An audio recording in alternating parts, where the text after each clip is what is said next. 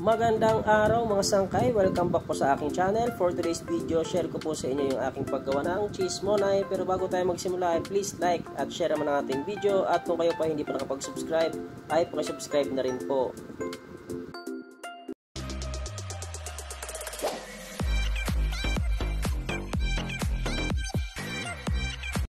Una nating ingredients, yan, asukal, gumamit ako ng wash, sugar, asin, powder milk, baking powder, sunod yeast, next vanilla, lard, margarine, tubig. Next step, kung sakaling nailagay nyo na yung mga ingredients na aking nabanggit, ay haluin muna natin. Tunawin ng maayos yung asukal at saka yung asin. At pakilike at share naman ng ating video at pakisubscribe na rin po ng aking channel. At pagkatapos nyo haluin ng maayos, ay ilagay na po natin yung ating harina. At bubuuhin lamang po natin yung ating minamasa. So bali itong ating mga sangkay is gagamitan natin ng makina para mas mabilis natin mapakinis itong ating minamasa. So bali inuulit ko, itong ating minamasa ay bubuuhin lamang po natin. At pagkatapos ay ating gagamitan ng makina. At pagkatapos natin mapakinis yung ating masa, ayan, bali ikakat na po natin yung ating masa.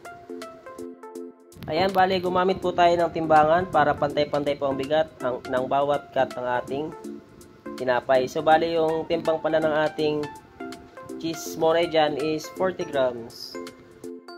At pagkatapos natin ikat, ay bilugin lamang po natin lahat bago natin hiwaan or lagyan ng hiwa yung ating pinorma or binilog na masa. At dito sa part na to ay pagkatapos natin mabilog lahat, ay kung mapapansin nyo, isa-isa nating ihiwaan yung ating binilog na masa.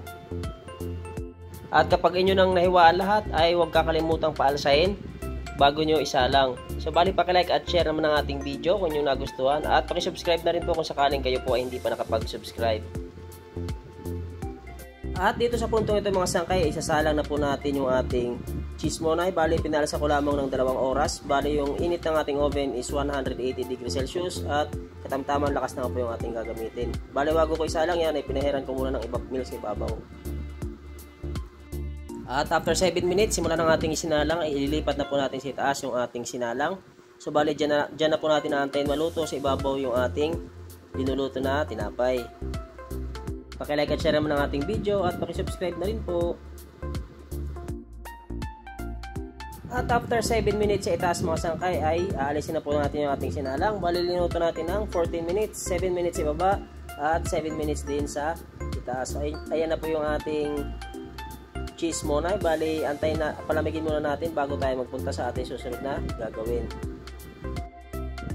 At ayan, kapag medyo malamig ng mga sangkay, ay pwede na po natin lagyan ng condense. Ayan po yung ating ilalagay para dumikit yung cheese na ating ilalagay sa ibabaw. Bali konti lamang po yan yung ating ilalagay na condense dyan. Hindi naman po malakas sa condense yung ating cheese monay. Ayan, bali gumamit lang tayo ng brush para maikalat natin yung condensed milk sa ibabaw ng ating tinapay. Next step, pagkatapos nyo lagyan ng condensed milk, ay ayan, cheese na po yung ating ilalagay.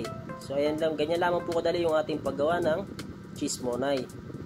Sana po ay makatulong sa inyong video nito. At kung sakaling nagustuhan nyo yung video nito, ay pakilike at share ang ating video at pakisubscribe na rin po. At ayan na po yung ating finished product ng ating cheese monay. Salamat po sa panonood. See you on my next video.